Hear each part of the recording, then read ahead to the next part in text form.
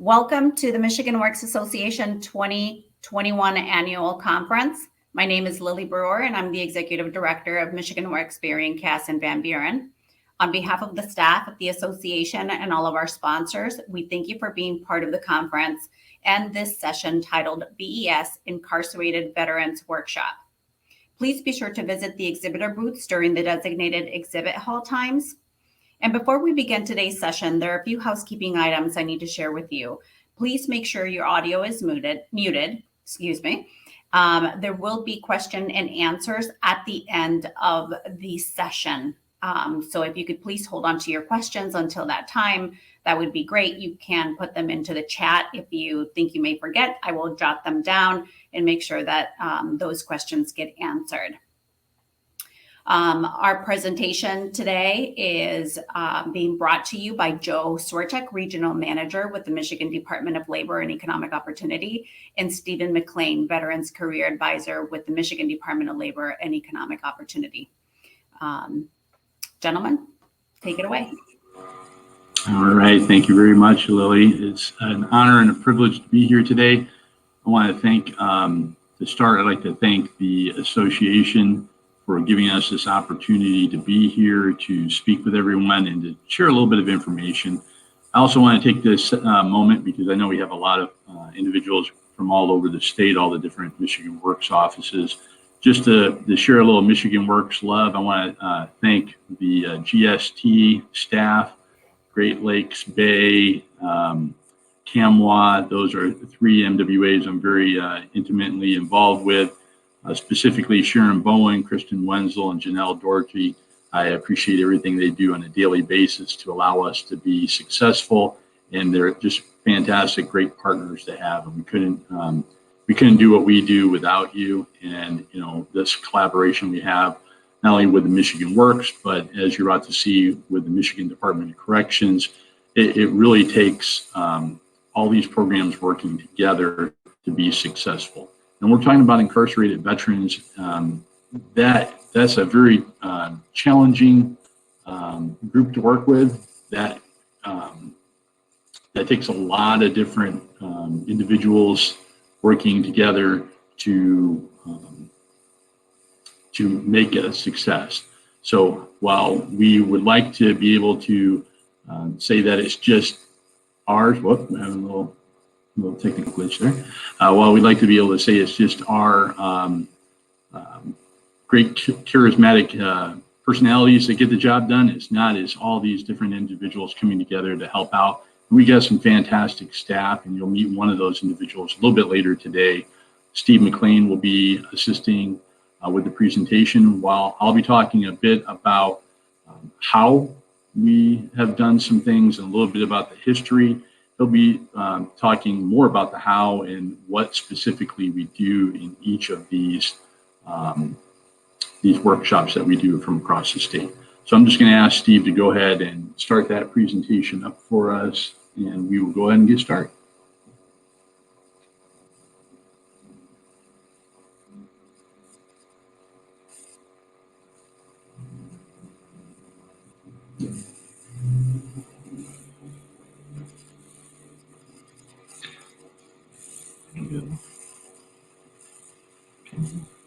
All right, thanks for bearing with us. It takes a little bit.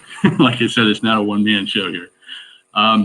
So our Incarcerated Veterans Workshop started a couple of years ago, and we've had a very good success within a number of facilities that we'll describe here in a moment. The past year or so with the pandemic has definitely had us change our approach to how we do things, though. While we haven't been able to get into the prisons like we would like to in the past, we have been able to continue building our workshops as well as expand to parole and probation offices, sharing information as well as making those connections.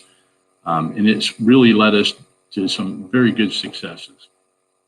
Our program has been able to do this without any additional funding. You know, when we hear about working or thinking outside the box, that typically means, you know, free.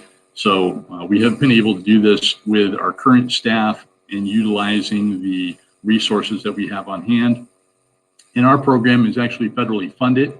So our JVSG, or Job Veterans program here, is 100% federally funded, and it allows us to work with veterans with significant barriers across the state. And I don't think anybody would argue that veterans who are incarcerated and getting ready to come out of incarceration, face some unique challenges, and it's a very needed workshop for these individuals to try to prepare them before they get out of prison.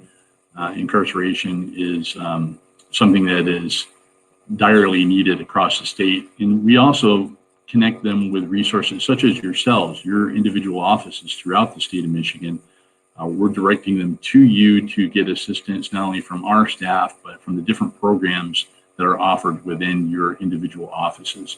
So for those of you who may have heard about TAP, or the Transition Assistance Program through DOD, or the Department of Defense, we've kind of modeled our workshops off of those presentations. Those workshops have a lot of great information, from resume prep to skills translation. We've taken that 3-day model and condensed down the best parts of the workshop to try to be able to provide individuals information so that they can put together a very good working resume, be able to understand how and what resources are available upon their release. It's also important to note that individuals who are coming out of incarceration, some of these individuals have been there for a very long time. When I came out of the military, I came out of the military about 1995. And that's back when AOL was still a thing and we had dial-up modems and everything, right? That, time to now, a lot's happened. And when you think about the internet and websites and different apps that you have on your phone, your smartphones, all of these things, when you talk to a person who's been incarcerated for the last 20 years, it sounds like magic to them. They have no idea what you're talking about. And, frankly, they're a little scared, some folks are, because it's pretty daunting, to have to try to figure all of this out. So our workshops present information to these individuals so that they not only gain knowledge and information about what we offer, but what the Michigan Works offices offer as well. The history of our workshops, basically, we started in 2017, and that was at the Saginaw Corrections Facility. You see a picture there of one of our successful workshops. We had a wide range of different folks there who had worked in many different fields, and we're trying to remind them not only of the skills that they had while they served in the military, but what skills have they learned while they were in prison. While they were incarcerated, many of these individuals will go through different trainings to learn a new skill, better the skills that they have, to better prepare them so that when they're released from incarceration, they can find a job. Because one of the very first things that your probation or parole officer wants to ensure that you have is a job, so you're able to sustain yourself, be able to pay your rent, be able to buy groceries, and be a productive citizen. In 2018, we were able to evaluate our program, and we thought, well, let's take a look at where can we target more veterans. And we thought, well, the female facility that we have here in Michigan, there's one female facility there at the Huron Valley Correctional Facility. We wanted to get in there and do a presentation to try to assist those female veterans because they have their own unique needs as well. And while we have a lot of male prisoners throughout the country, the female population of incarcerated individuals is much smaller, especially here in Michigan. It's much smaller. We have just the one facility. So with that particular facility, we average about one workshop a year. There's not that large of a veteran population within that facility. You're already talking about a small facility for females. On top of that, you're looking at a subpopulation of female veterans, makes it much smaller. Now, the male population being larger, we were averaging anywhere from one a month to one every other month, somewhere in that range. The tempo sometimes would be 3 to 4 in a quarter. So for those of you wondering how frequently we do these workshops, it was steadily increasing. We also expanded our facilities. Not only are we working in Saginaw, but we're, the Saginaw and the female Huron Valley Correctional Facility, but we expanded out to other facilities throughout the state, and we continue to look at how we can grow these workshops in the future. We went to Indiana and we did a technical assistance visit out there, and we looked at their workshops that they're doing out there. They have a little different model, and we tried to take some of the best of what they had in their model, and we shared the best of what we had from our model. And at the end of the day, I think both of our states were better for it. So that gives you a little bit of the history, but a little bit more includes, more recent history. In 2019, we really focused on the materials that we were bringing into the prisons. We can't just show up in the prison and just bring a box of stuff or throw a PowerPoint up on the wall or bring computers in.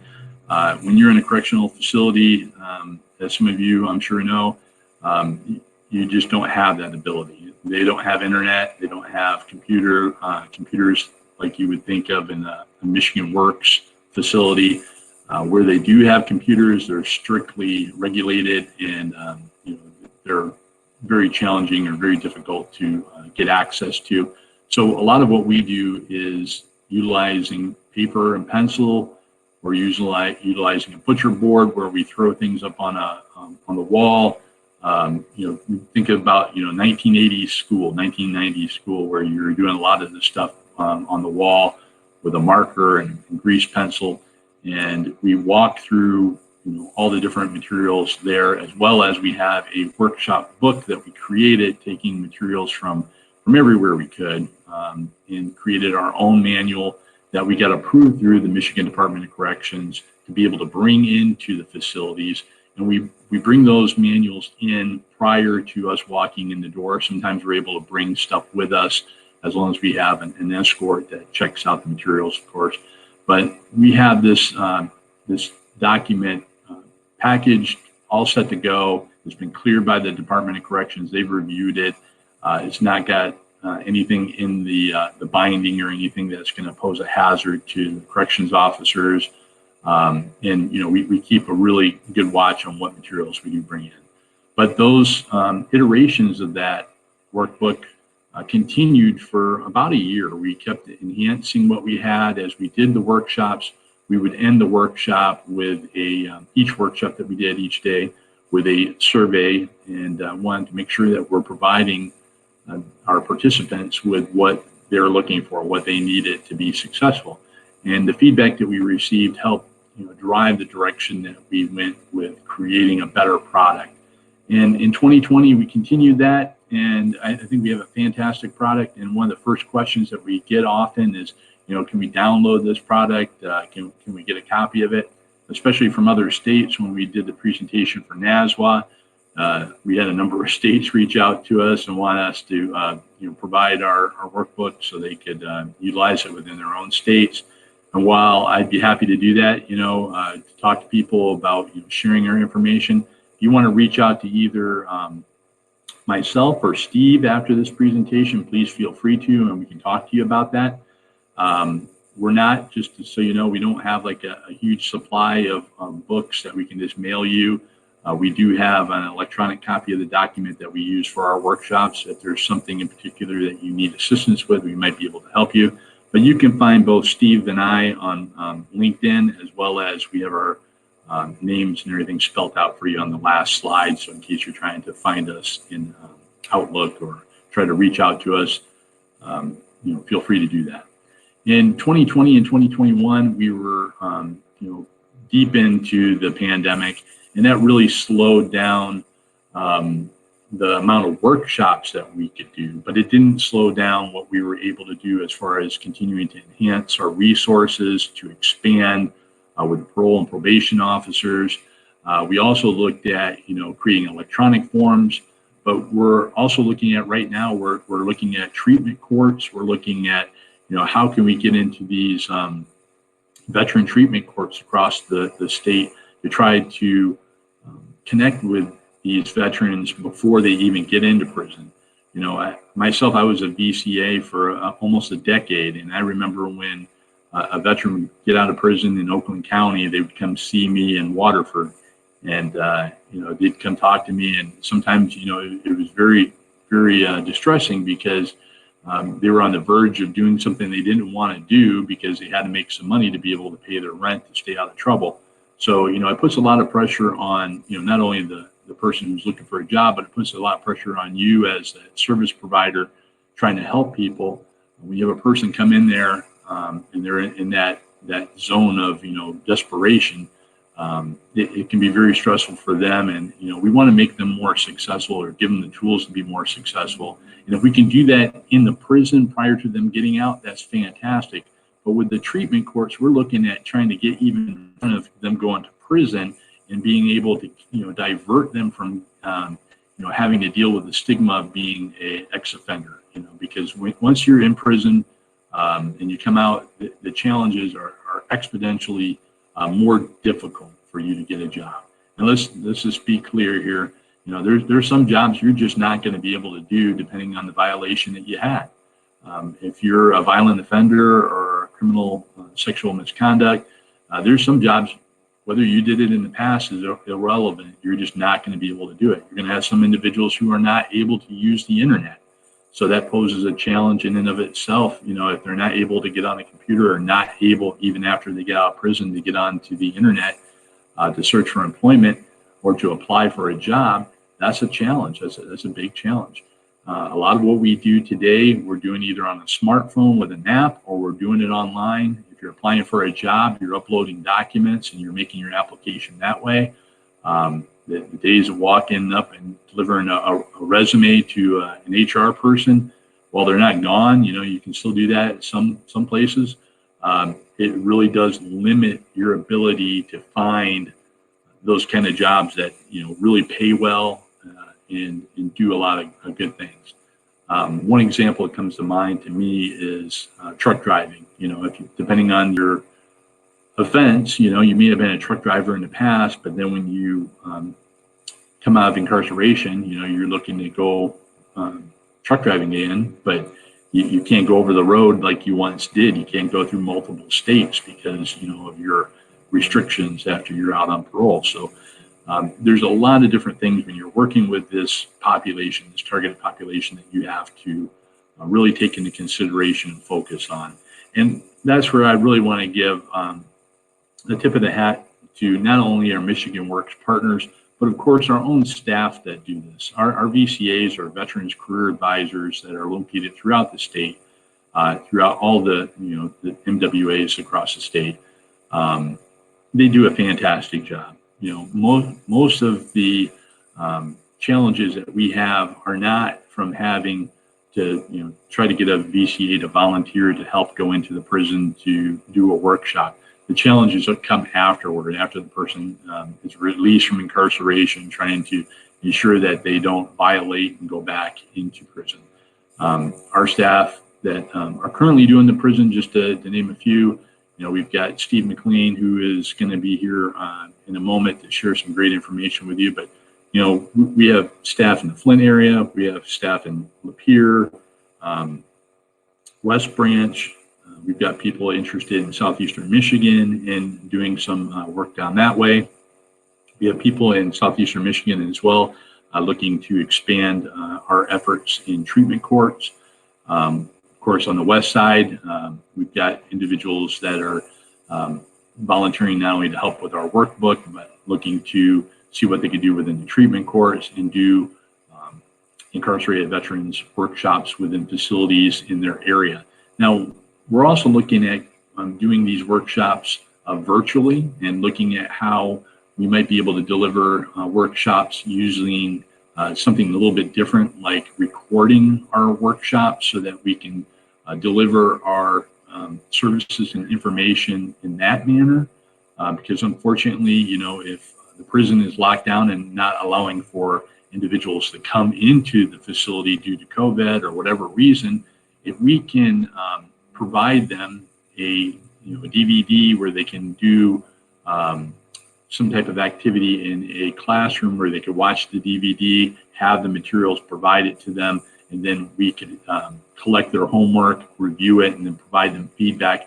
While that's not ideal, that might be, one solution to working around the restrictions that are in place. Because, when we talk about social distancing and wearing a mask and all the health concerns that are out there right now, the prison population is a very difficult thing for the corrections officers. It's a very difficult thing for the facilities to make that happen, where they can move prisoners around to have a safe environment for them, as well as a safe environment for our facilitators that go into those facilities. So some of the numbers that I'd like to share with you, I've got on the screen now. But the number I really want to kind of focus on is, when you think about someone who's incarcerated, you think about the things that go into keeping somebody incarcerated. It costs a lot of money nationally. We're spending billions with a B of dollars to warehouse and store people in large facilities and retain them there. And while some of these individuals definitely, are never going to get out and should probably never get out, there's a large number of individuals who have done things that may not have been violent. They end up going to prison for, and they are going to come out. Sooner or later, the vast majority of them will be coming out of incarceration. And we want to make sure that when they do, that they're successful and that they don't turn back to things that they may have been doing before. And we want to make sure that we're able to provide them the tools to be successful, so that we're not keeping them incarcerated, forever. When you look at how much it costs to warehouse, people across the nation, let alone just here in Michigan. In Michigan, it's very expensive, but the cost of these workshops is negligible, because again, we're federally funded, and this is something that we can do with our program as kind of an additional duty that we're able to facilitate this. But there's, a whole lot to be said about providing training and opportunities to educate individuals rather than incarcerate individuals. And I know that it's been mentioned many times during the conference, and it will be, I'm sure, again, that talent is something that is in high demand right now. We're having a very difficult time reaching individuals to fill jobs. We're having a difficult time finding people to do some of these jobs. I passed at least 3 different help wanted signs that said between $15 and $23 an hour to start, $1,500 signing bonuses. And I'm sure in your areas, you're seeing similar things as well. When individuals are coming out of incarceration, they're finding that more and more employers are looking at them as a potential resource now that maybe, just a few years ago, they would not have. And that's because the talent supply, specifically here in Michigan, is very much competitive. A lot of individuals who are looking for employment, they can find employment. It's just kind of finding what it is that makes them happy. You've probably heard about the great resignation, right? There's a lot of people right now that may have been doing the job, and now they're finding that they have an opportunity to change jobs. Well, when people are coming out of incarceration, it's very, very difficult to find a job, but it's a little bit better now in that they're being looked at a bit differently. So across the nation, or across the state, I just want to point out a couple of items. The average recidivism rate for incarcerated veterans was about 30%. That's a lot. That's a big number. And if you're looking at recidivism, across the board, if we can keep, nearly a third of individuals from returning into prison, each one of those individuals that we keep from returning to prison, not only are we saving money, but you have to think beyond that too. We're keeping them from having committed some type of crime in which they go back to prison for. So it's really a great program, and it's my privilege and honor to do the handoff here. I'm going to hand the mic over to Steve Mclean to take you through the rest of our presentation. Steve?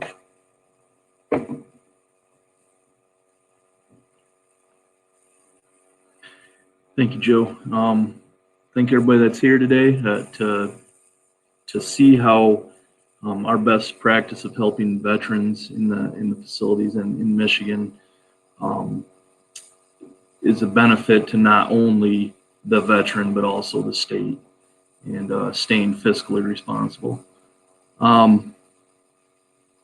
So we're going to talk a little bit about our workshops and the inception of and what we do and how we run them and where they came from. Joe gave you the history. We're going to talk a little bit about what we're doing. As he said, in 2017, we started this plan. And this plan morphed from, hey, let's go in and let's do a little workshop with these guys and do a one-day kind of seminar where we can give them some ideas about how to do some resumes and how to come out and see us.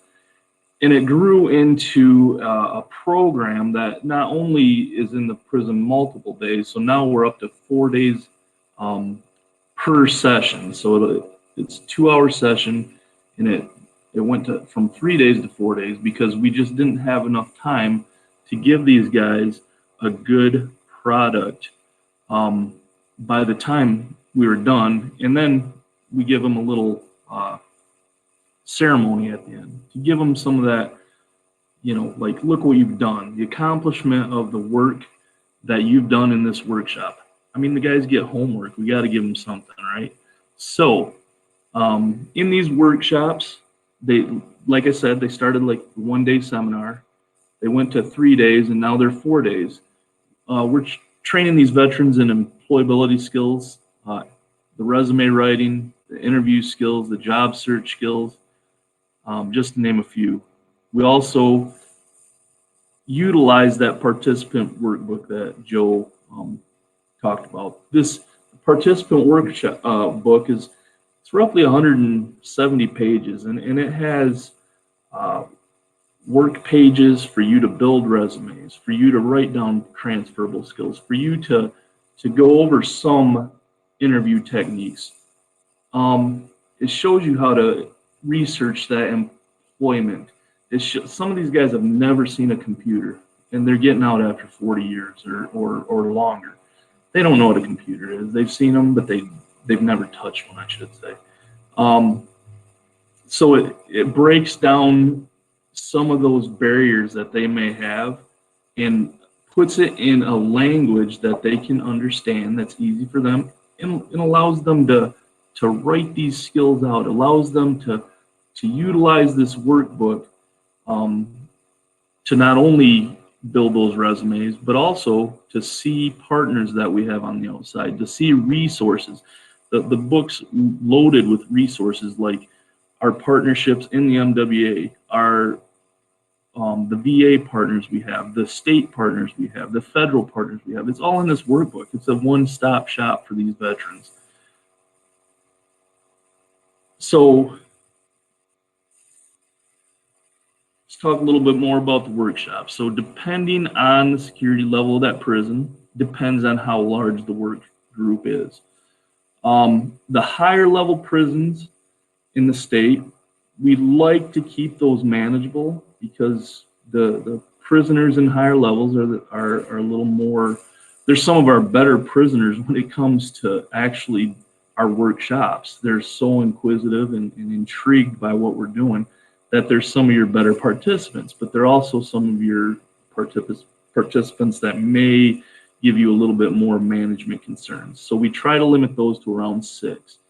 The lower levels, the guys that are hitting the door pretty soon, the guys that are going to be on parole, those guys we run around 15. The reason we do that is because we take 3 staff in, and that gives us time, some one-on-one time with each individual. If you expand a group larger than that, they're just not going to get the resource of us because we're just not going to have time to look at those resumes or go over interview skills, or how do you answer that tough question that you're going to get asked on a interview. What is your 60-second commercial? How will you sell yourself? So it gives us that one-on-one time that they do need to be successful. And then, like I said, at the end, we give them that little certificate and that handshake, and it gives them something to put in that counselor's file so that the parole board is able to see that they're being proactive while being incarcerated. So in the workshop, we identify community partners, and we give them information. We give them contacts for benefits such as fidelity bonding, and we also talk about what we do as veteran career advisors under the JVSG grant. All these programs and opportunities, they can help these veterans significantly reduce these barriers to employment. And it gives them an idea and a resource on what they may qualify. I use the word may because not everyone qualifies for services upon their release from incarceration.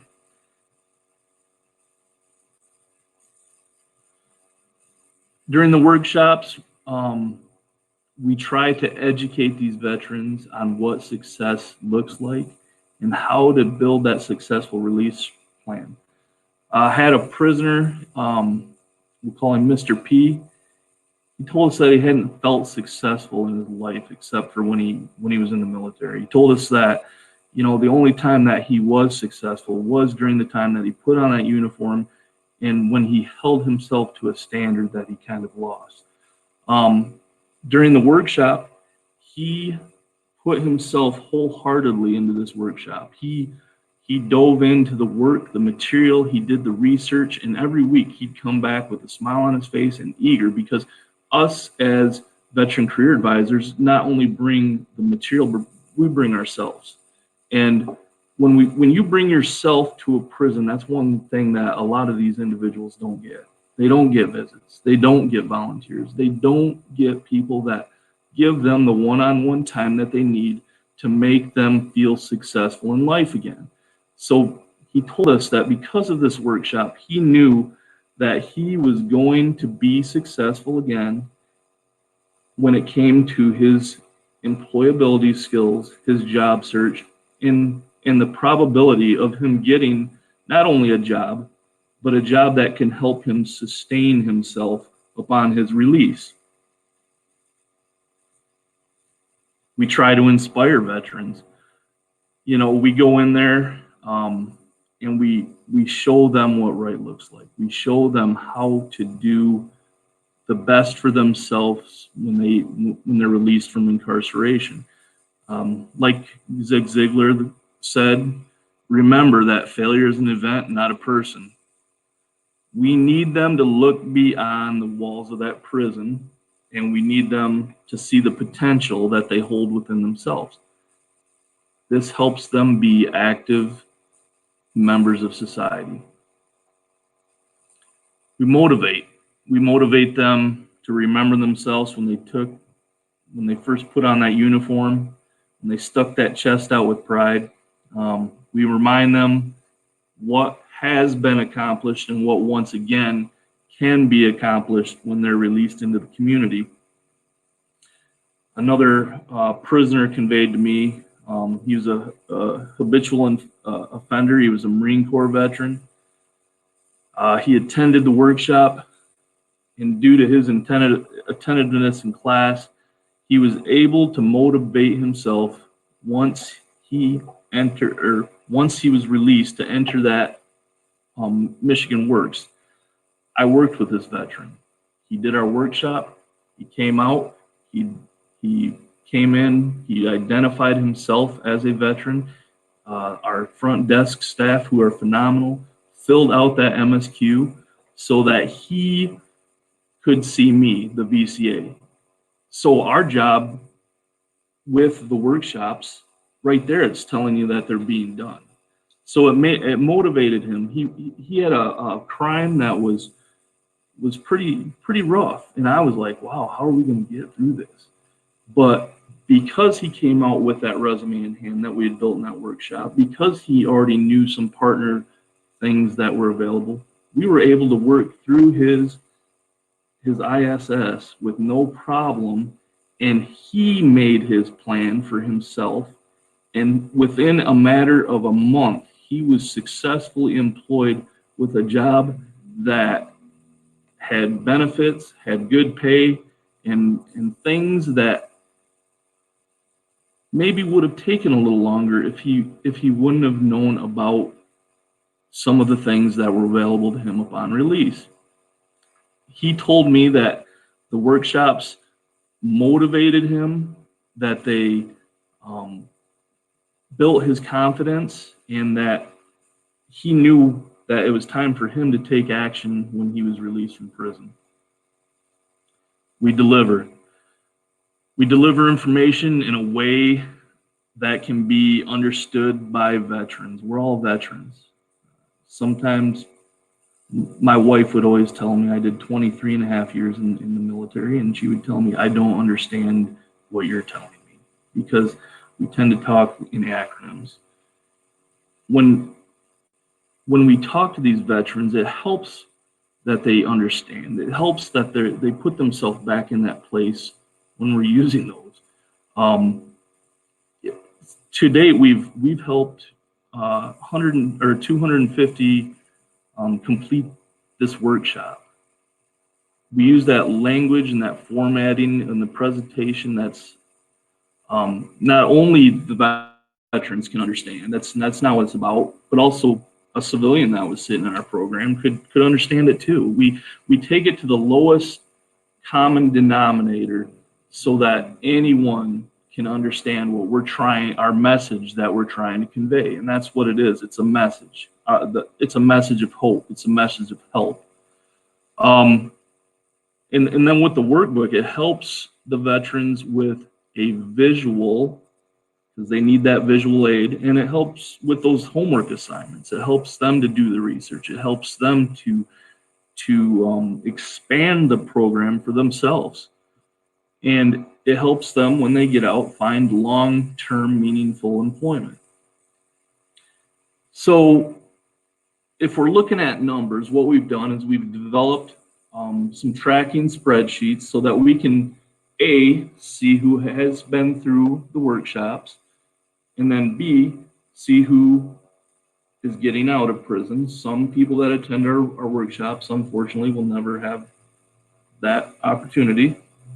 But then it shows who goes into the Michigan Works. It shows who's been in our work group, who's actually successfully went into the Michigan Works, and then during that time, have they met with a VCA? During that time, what have the outcomes of those meetings be? And we monitor that for approximately a year. It helps us to see how successful this program is in the community. It helps us to see how successful what we're delivering. Like Joe said, we give them a questionnaire at the end of the thing. How successful do you think this is? What kind of material do we change? Because this is a ever evolving process. Things change in life. We know that. So we want to keep up with the times, and we want these veterans to know that we're trying to give them the best product we can. So that's why we monitor this in the community, because we want to see the success. We want to see the success rate, and we want to know who have we helped and how successful are they in the community. And we're going to keep building that in the future. He talked about the courts, and now we're working with the courts right now, getting into that, and there's tracking systems being involved for that too. So in the future, what are we going to do? Right now, we're in the works of making those digital workshops. We've started planning how we're going to do those and how we're going to implement them. We're gonna look to expand into more prisons. Right now, with COVID, it's slowed us down. The conversations are still going, but we just can't hop right back into a prison like we were, because the risk that it runs of spread inside. So we've slowed that, but it will return. I have faith that it will return, and when it returns, it's gonna go big. We're going to look to expand in the probation offices. As you saw on one of the previous slides, there's 70,000 people in Michigan on probation or parole. That gives us another population of veterans to work with that may not have had this program inside the prison. We're going to expand those one-day seminars, and we're going to grow the workshops. And when I say grow the workshops, that's grow in the number of, grow in the material we present, grow in the maturity of the workshop. We want this to be a very high level product that we are giving these people. And then we want to train our staff, and not only our staff that implement this program, but our staff at the Michigan Works, because they're going to be dealing with some guys and hearing some stories that maybe they don't want to hear or they haven't heard. But we want to be professionals at all times. We want to know that when this veteran with these huge barriers walks into my office, that they feel at ease and comfortable in sharing with me, and that I can help them in their walk to meaningful employment. And remember, while we do this, at Veteran Employment Services, we're all veterans. And we're always here to help those veterans. It gives me pride. I did 18 and a half years in the Department of Corrections. And when I retired out of the military, the Michigan National Guard, there was a piece of me that was missing. I was missing my guys. I was missing helping my counsel and make soldiers. And this opportunity to come to Veteran Employment Services opened up, and I jumped at it because this is my way to give back to veterans. And I know that's how we all feel in this department. And my background helped with, I'm able to go back into a population that I already know and have served in the past and serve them in a way that I couldn't do in the past. And that's why we're here. We always remember that we're here to help veterans. So I'm going to turn this back to Joe, and we're going to start with our question. All right. So thank you, Steve. I want to thank Steve for all the work he's doing. You know, he's been instrumental. If it wasn't for Steve, we would not be nearly as far along as we are right now in getting not only the operations, the workbook, put together, the training put together.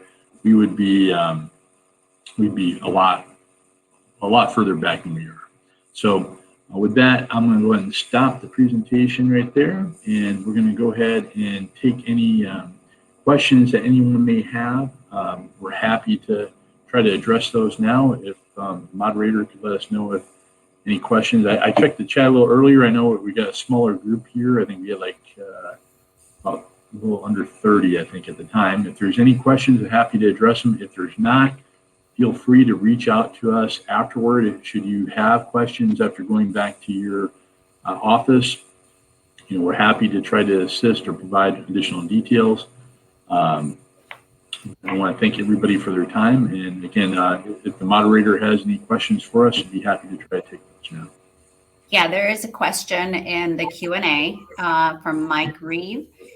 His question is, who assists them with their veteran benefits?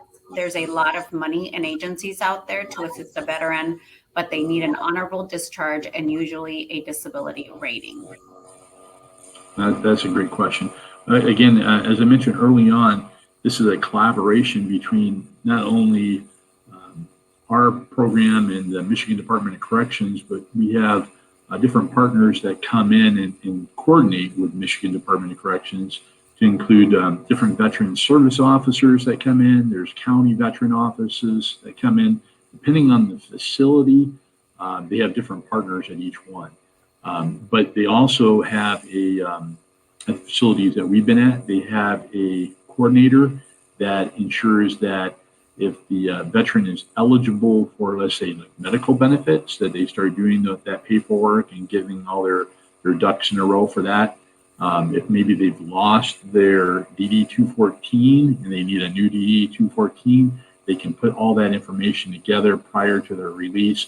And they have, I believe it's called a black file, where they put all their like vital information, whether it's a birth certificate, driver's license, DD-214, education documents. They put all that in a file so that when they're released from incarceration, they have all of that with them. Because you can imagine, if you recall the last time you applied for a job, all the different things you needed besides just a resume. When you apply for a job, you need a social security card, you need, all this different stuff. They try to prepare that. So to answer the question, there's different veteran service organizations that come in. There's county offices, veteran offices that come in. There's the coordinators that can assist them. And they actually, in some cases, will even arrange trips to provide medical treatment at the VA facilities. So you have the VA themselves that will come in as well. You get different social workers that come in as well. And I'm going to toss it to Steve to see. Steve, can you think of anything else? Yeah, I know inside the facilities that, like you said, the MVAA does go in for these veterans, and they have their VSOs. There's also the Michigan Department of Corrections. They have Social Security Administration. So if a guy has a disability and he needs Social Security upon release, they can file while and start that process upon release. So there's another help point for the veteran. Thank you, gentlemen. The next question is, you mentioned tracking outcomes. Is that difficult? Yes. Frankly, it is. It's a little bit different than, tracking outcomes in other programs. For on a daily basis, our VCAs or veteran career advisors, they work with individuals. They enter services in OSMIS, just like a lot of the different programs that are within your MWAs do. When you're dealing with someone who's coming out of incarceration, until they actually get into the system, it does make it a bit more challenging to track. We have created a spreadsheet, just using an Excel spreadsheet to try to put together a way to kind of keep track of who's in the system, who's being referred to us from parole or probation. We have a list that's provided to us from the Michigan Department of Corrections of individuals who are being released from incarceration as well. So we kind of get a little early warning when the individuals are coming out. Individuals that we have that attend our classes, our workshops, we track those individuals as well. And we try to make sure that we know when they're getting out, and make sure that we're able to just follow up with them, make sure that they have what they need, that if there's additional supportive services that we can provide or direction we can provide, that we do that. But it is a challenge. Good question, and I wish I had an easy silver bullet for tracking. And in some ways, it's a little bit. You would think it'd be a little bit easier, but it is. I don't want to say it is, because if you're dealing with somebody who's tethered or something, maybe. But for the most part, it's a challenge. Just like for any program out there, once you provide a service to somebody, they want to put you in their rearview mirror as fast as they can, right? They want to move on with life, and it's understandable. They're going through a difficult time. They want to get the information or service or whatever it is that they're looking for to be able to obtain employment and just move on with their life, and put all this in their rearview mirror. And I totally get it, but we do have programmatic outcomes that we have to be cognitive of, just like all programs. And it can be a challenge, but it's a good challenge. It's a worthy endeavor. Any other questions? Yes. Jen Hoffmeyer asks, do you think the workbook would translate well to be used in county facilities? She's currently working with some individuals incarcerated, doing monthly workshops, and currently has 2 veterans in her class. Yes. No, short answer, yes, I think so. And Jen, if you want to reach out to either myself or Steve after this, please do so. If we have a VCA in the area, it might be a great idea to maybe see if we can't collaborate a little bit. Our VCA might be able to one of our veterans career advisors in the area might be able to come in and do a workshop. And that's true for any of the MWAs across the state. If you're interested in doing a workshop, whether it's once a month, once a quarter, whatever, don't be afraid to reach out to your VCA, your veterans career advisor that is in the area, and see if you can arrange something. And if that VCA is a bit distant from you, we can make arrangements to have them come out. We're here for the veterans. We really are. We're here to take care of veterans. We're here to be a good partner to you. We have our facilitators as well that are, able and willing to travel. So if you need our assistance, we're happy to do that. We'll give a few minutes. Are there any other questions? If there are, please put those into the chat. And while we're waiting to see if there's any other questions, I want to just reinforce what Heather mentioned there. Feel free to connect with either myself or Steve via LinkedIn. We try to share information about different events that are coming up that are veteran specific or programmatically interesting to veterans that may want to check those out. We also love to connect with you. So if there's information there or you want us to come up and do a presentation in your area, we're happy to do that as well. Lastly, and I mentioned this early on during the presentation, I want to thank everybody for everything that you do on a regular basis. We would not be able to be nearly as successful as we are without your support. And I know each of you on this training event could have went to any of the other workshops that are out there. I appreciate the fact that you came here. Incarceration and dealing with prisoners is not a thing that a lot of people are comfortable with. Some folks just, they don't want to have to deal with that subpopulation of talent. But, there are people just like you and me that made a mistake. We want to try to help those individuals move past that mistake. And like Steve mentioned, remind them of who they were before they were a prisoner, before they were incarcerated, before they made this mistake, help them be a successful citizen for Michigan. Okay, not seeing any other questions in the chat. This ends our presentation today.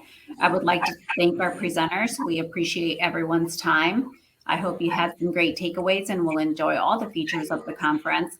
The Exhibitor networking break is next. Take time after the session to video chat with exhibitors or watch their informational videos, or go to the networking tab to be randomly paired with another attendee for 2 minutes to meet new people. Please don't forget to complete the survey. I have once again posted that in the chat. Thank you, and I hope you have a great day. Thank you, Lily. Thank you for all the support. We really appreciate it. You are very welcome.